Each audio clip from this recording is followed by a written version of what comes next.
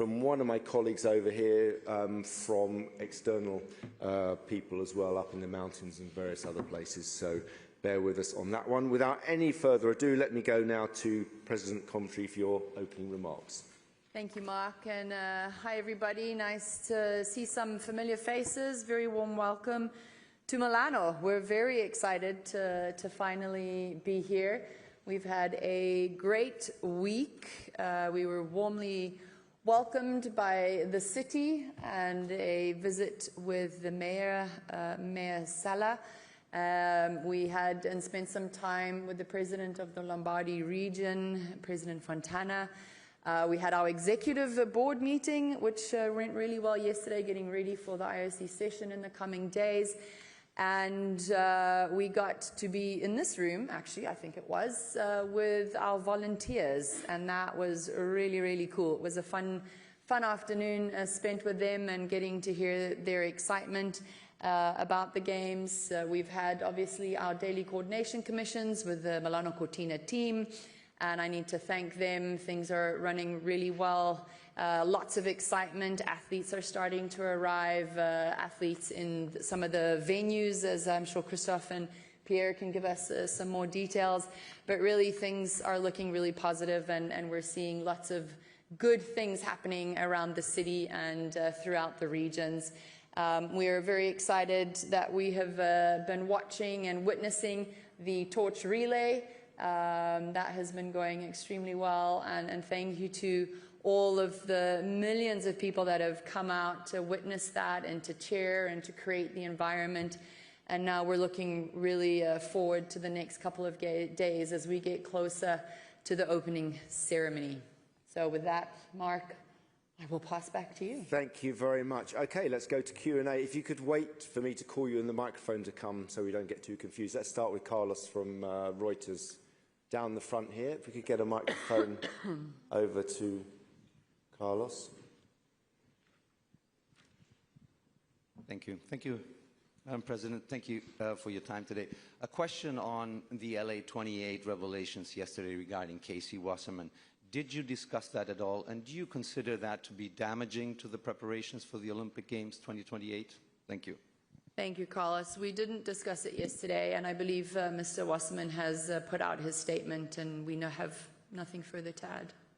Thank you. Okay, let's go to lady here. Just, yeah. Do you want to stand up, and then they can get a microphone across to you? Yeah.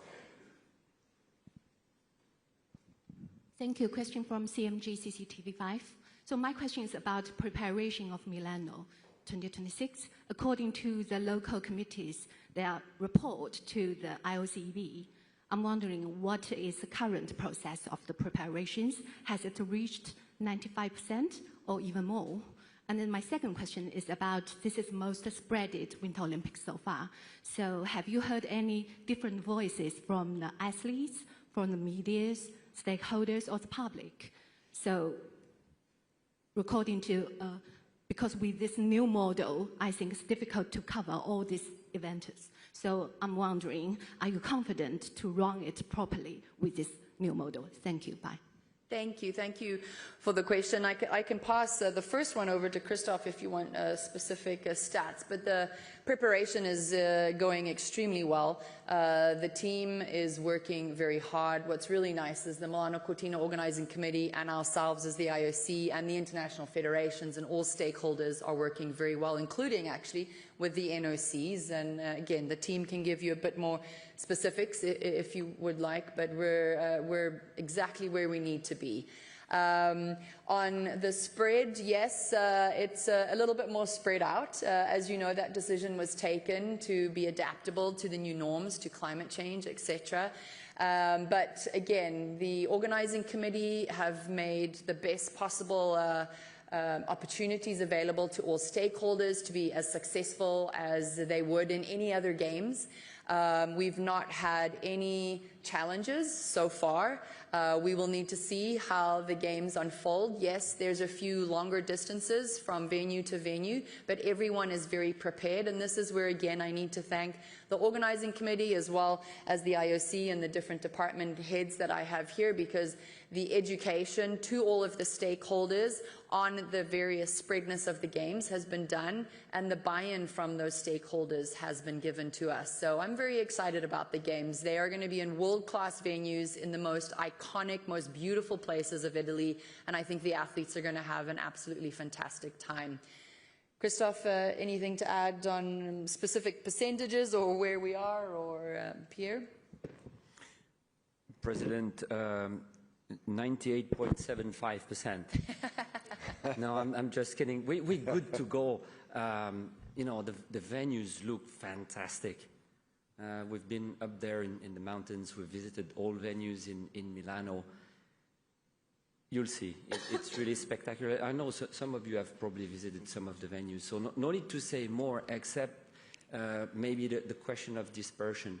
If you're an alpine skier, man or woman, respectively, do you choose any other venue than Bormio or Cortina? And yes, it's far away, but are these the most iconic locations? Without doubt. And the same can be said for Anterselva. And when you go to Livigno, you will see what Livigno is. Giangiaco, you remember Giangiaco? Not too close from Beijing, though, huh? It was quite far, and I remember that as well. But once you were in Giangiaco, it was a good experience. And I think where we have to praise the organizing committee is that to adapt to what we said could be done, which is use what you have in the local territories. They thought about the experience of, number one, the athletes. Opening ceremony for the first time, 4 locations. Is it easy to do? Certainly not. Main action in San Siro, but in Cortina, in Predazzo, in Livigno, all of them can walk. All of them can participate in the ceremony, and every evening, the Champions Park, the same as the celebration in Paris, in the same location. So experience of the athletes, we hope and trust it will be a really good one. James, you want to give a quick brief on the Olympic villages? Because we've had really good feedback on that. Yes, thank you, President. Good afternoon, everyone. The feedback from the National Olympic Committees and the athletes have started to move into the villages has been nothing short of extraordinary. Really, the services that the Milan Cortina organizing committee are providing is really outstanding. And the athletes have started their training, and everything is going very well. We are on track to probably have 92 NOCs participating. The DRMs haven't quite finished, but that's our estimation right now. And a huge satisfaction from them. Thank you. Pierre, on the sport and the international federations? Oh, it's on already. Yes, thank you very much. So Christophe, I think, gave a very good overview of where we are from a sports standpoint. We have the unique chance here to have competition in some of the most iconic venues you can think of in winter sport. And where we have new venues, we spent a lot of time, as you could see, testing the venues, working with the international federations. We have training going on since yesterday. Everybody's very happy with the conditions that are being provided for training. So at this point in time, everything is green ahead of having fantastic competitions. Thank you, Pierre. Okay, I think I saw Sean. Is it Sean over there? Yeah, it is. We're from The Guardian, and then we'll come back and we're going to move over here. Yeah. Hello, Sean Ingle, Guardian. There were hundreds of protests in Milan yesterday against the deployment of US ICE agents during these upcoming games. I was wondering, first of all, do you know how many agents will be here? And secondly, given so much Olympics is about nations and people coming together in peace, what is your message to those who think having ICE agents in Milan will be divisive and not really in the Olympic spirit? Thank you. Thanks, Sean. So as from all the information that we have, and I believe the US authorities, as the other authorities, have made all the clarifications needed. So from our side, that's not for us to further comment on that part of the security. But we're really looking forward to the games, and there's going to be some exhilarating events happening, and we're seeing the final athletes that are qualifying in the last couple of days into this weekend. So we're very excited to get the games going and look forward to the opening ceremony. Jacqueline Magnay from the Australian.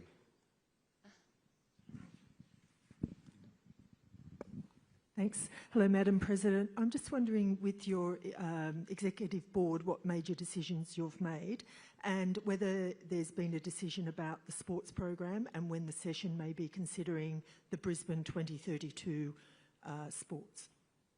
Thanks, Jacqueline.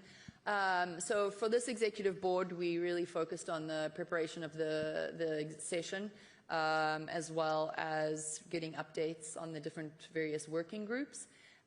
We spoke about the Olympic program, the working group on the Olympic program, and we had an update from that working group.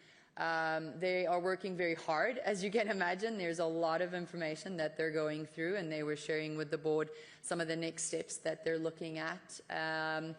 The goal for me with all the Fit for the Future is to start really looking at strategies and putting things into place by June. Not all work will be done. Some is very detailed and will take certain steps and will take some time. But I believe with Brisbane 2032, we've spoken with them, and the goal would be at some point between June towards the end of the year within that phase. And I can look to Pierre, but I believe I'm speaking under your control. I'm hopefully giving you the right information. Absolutely. So that's what we're looking at. Okay, we're going to go to Kyoto. There's lots of people. We're going to get around as many as we can. We're going to come over here in a minute. So, yeah, over here in the front row. Thank you. Takafumi Yoshida from Kyoto News. About this edition, gender equality, this edition, 47% of athletes are women, and this is big achievement, but still not fully gender parity. What will be the next step or next strategy for IOC in this topic? Well, like you said, we're very proud of the fact that we have 40% gender parity in these Winter Games. In Paris, we were closer to 50-50. But what the strategy would be is to start seeing how that can filter down throughout the ecosystems. So into our national federations, into the international federations, into all of the support staff and entourage in and around athletes. And so that's really where the focus in the future we will start trying to put different strategies and advocacy programs and educational programs around to be able to support all of those support networks and be able to offer the same opportunities in sports administration across the board. Okay, we're going to go to Ji Ye from Xinhua, and then we'll come down back to Japan. Thanks, Mark. President Kirsty, I'm from Xinhua News Agency. In an interview with Xinhua, you mentioned you are very excited to see the water cube changing into ice cube. Now 4 years have passed. So what is your feeling right now? Because the Italian Games will be your first Games as the IOC President. And in terms of the Games organization, the winter sports atmosphere, and how do you look at the differences and the similarities between Beijing and Milano Cortina? Thank you. Thank you. Well, I'm very proud to be here and for this to be my first Games under my presidency. There's so much to be excited about, aside from the iconic venues and the incredible platform that the organizing committee and all of the partners have put together. We're going to get to see remarkable athletes live out their Olympic dreams. And that, for me, is always the best part of the Olympic Games, because they just showcase and they inspire us. So I'm most looking forward to that. There's always really, when you look at games that we've held in the past and the games that we're holding now, there's so many lessons learned. And I think one of the greatest things that we took from Beijing 2022 was being able to, when we were implementing and when we were in the planning stages, we used a lot more technology to develop a lot of our venues and our venue plans, and that's been extremely helpful. We have, for the first time, an ice rink that no one thought we would potentially be able to have. And that, I think, is very exciting, and we're grateful also to the Federation, who were very open-minded in seeing what we could do, and that's going to change the way. And so I think Beijing 2022 showed us how to use existing facilities in different ways, and we've been able to do that here, and it's been tried and tested and been successful, and now we'll continue to do that in the future. Okay, let's go to Wakako from Yomiuri down the front here.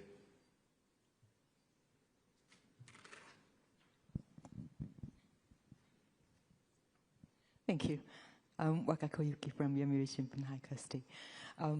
Tomorrow at the Olympic Village, you have this inauguration of Olympic mural. And in this divided world, you've, in the past, many times said that you hope this Milano Cortina would send a message of peace and the value of Olympism to the world. What is your expectation to have many athletes, including those athletes divided by politics, be at that site tomorrow? And how do you intend to send the message? Also, if I may, for this fit for the future. Just like old times. Yeah.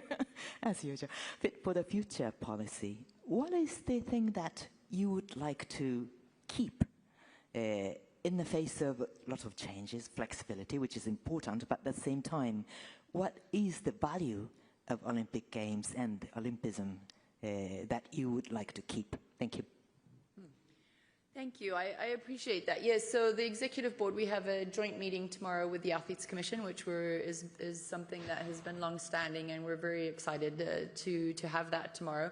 And then we will go to the Olympic Village, which we're also very all excited about, because we've seen incredible pictures, and looking forward to getting to meet some of the athletes that are there. And as you know, we've tried, and Honorary President Bach would also go with the EB and the Athletes Commission to the mural of, and you know, there what we have planned is, I think, regardless of who is all around, it's more the meaning, right? And it's a time for us to remember why we believe in our Olympic platform, and why it is relevant, and why we want to continue to ensure that we unite people, and that we show the world that we can actually choose to live in a respectful way with each other, right? And for me, the most authentic part of the Olympic Games, that message is shown, is in the village. And so I'm looking forward to doing that tomorrow. And in terms of Fit for the Future, we have had so many wonderful consultations with all of our stakeholders, including some of you here in this room.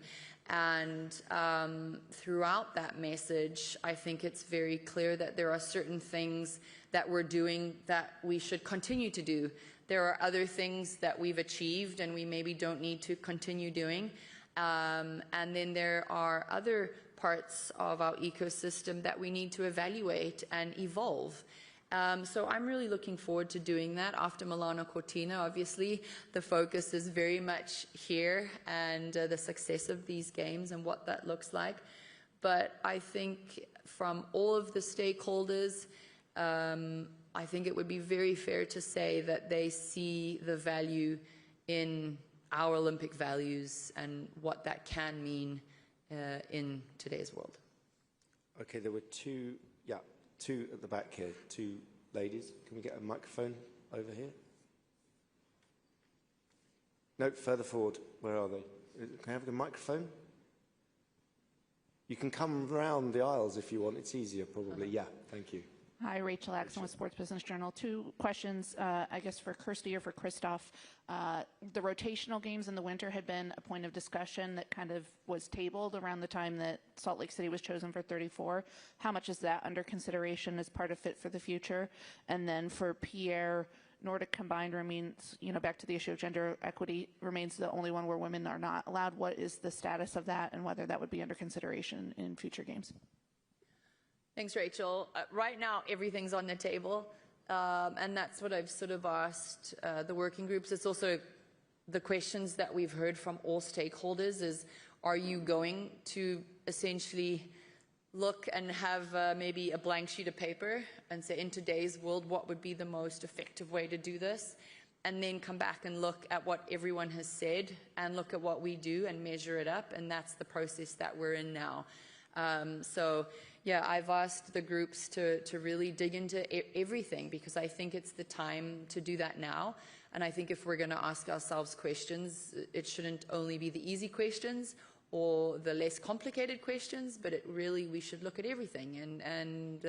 Yeah, so they're doing that. They're looking and analyzing all of the comments and opportunities and challenges that any of the different feedback we've been given.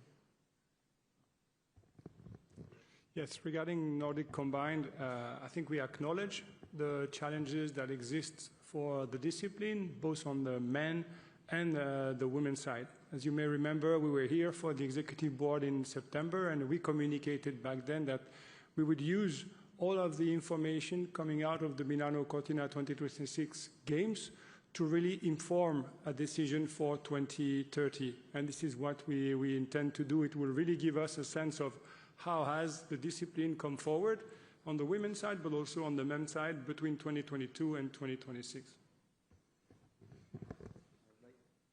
Hi, Daniela Matta, Associated Press. Now, you said you're not going to comment on the ICE agents or the Wassenaar revelations, but is it disappointing that these kind of stories are dominating the pre-games narrative just a few days out from the games?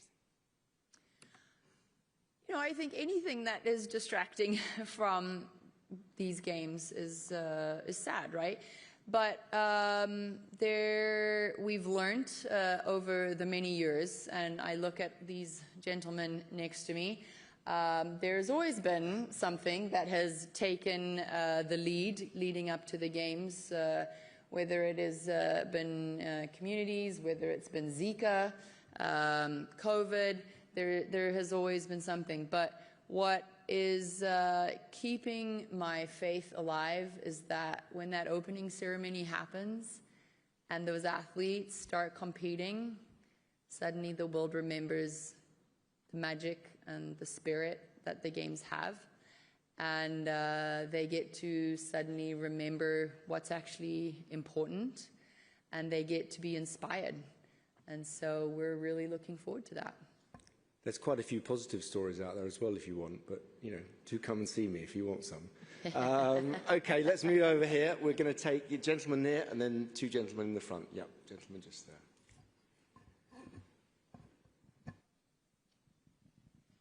Thank you, Mark. Kosuke Nagaki from the Asahi Shimbun. Question to the President. This will be your first Olympic as a president, and as you said, the venue will be quite widespread. Are you going to challenge to visit all the 6 major clusters? If so, are you going to use the helicopter, or are you going to use the car? Are you going to use the train and the bus? Thank you. Thank you. I am going to try to visit all venues. Yes, I have that in my schedule, and we will be in cars. I believe we're in cars, and the transport that is being provided by us, we will not be using helicopters.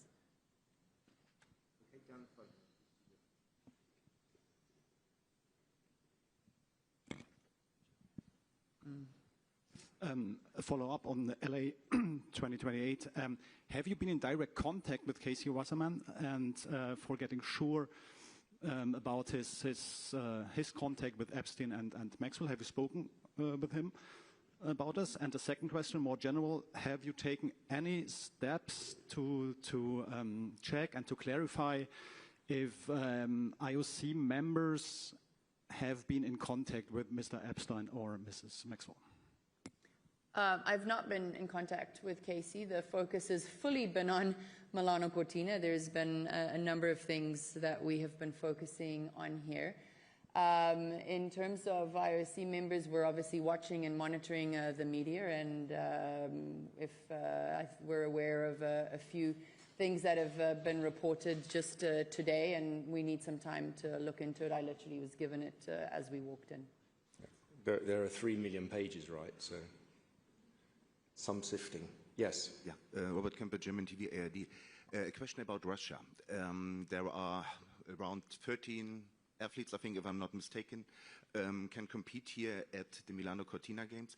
Is there a timeline from the IOC bringing Russian athletes back maybe after these games? Is there a timeline? Also, is there a timeline for bringing the Russian Olympic Committee back, lifting the sanctions against him? I ask because the Minister of Sport was quoted in Russian media in December that even the IOC is supporting Russia in putting or making pressure on European countries that Russian athletes can compete there. So would you please clarify how this support looks like?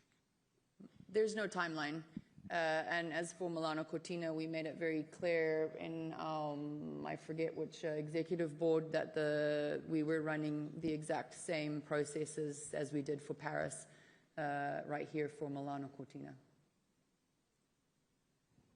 Concentrating on the games, I think.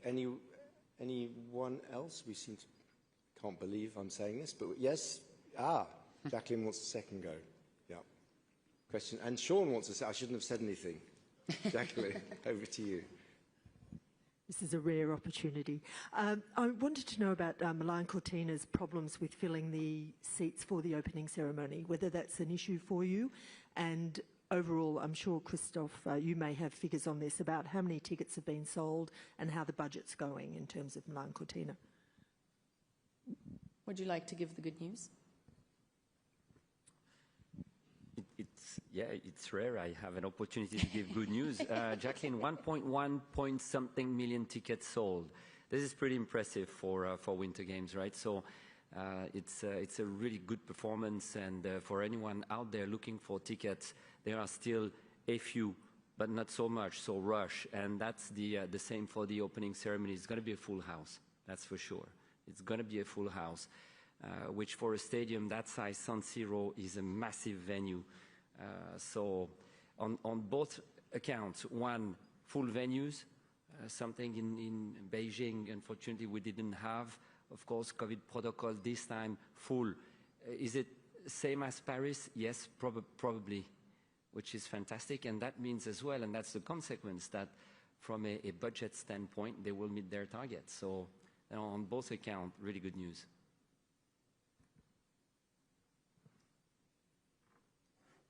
Okay, was gentleman here first. Sean hasn't had a first question, and then we might come back to you.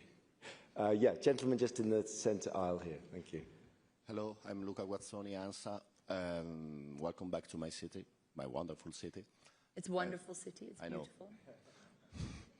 The Pope just called for the Olympic truce. Do you feel his words can help in stopping war during this period?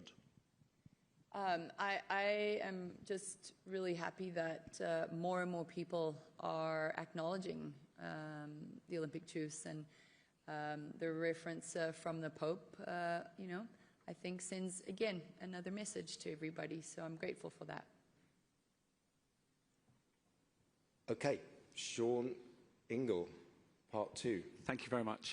There was a story in the BBC last night saying the main ice hockey venue, when the BBC visited yesterday, they found a frantic construction site with building materials and dust inside and outside the stadium. They say there's a frantic race against time to finish it.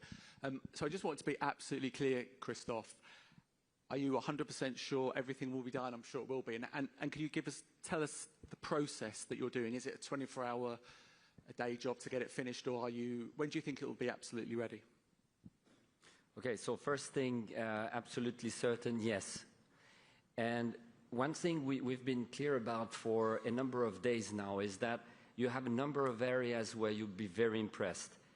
You walk into the venue, the sitting bowl is dramatic. It's black, ice is ice, and it's going to be dramatic, right? Now, do we have every single space in that venue finished? No. And is it absolutely needed for the games? No. So no one experience will be tainted by anything that needs to be painted or carpeted after the games. Let's be very clear. Anything that is public-facing, anything that is you, media, or starting with them, the athletes, absolute top. Do we still have works? Yes. Cleaning, absolutely. A lot of cleaners, both inside the sitting bowl and the venues, outside as well, to make it really beautiful. So still works ongoing, frantic as you say, but it's to make it really, really a great venue. And hat off, because it started very late. So what they have pulled out in so many months, very few, is absolutely outstanding. Thanks, Christophe. Okay, I think we're going to start winding it down now. There was a question, someone at the back there wanted a question. No? Yes? No? One more, and then I will let Christophe get back with his broom to Santa Giulia.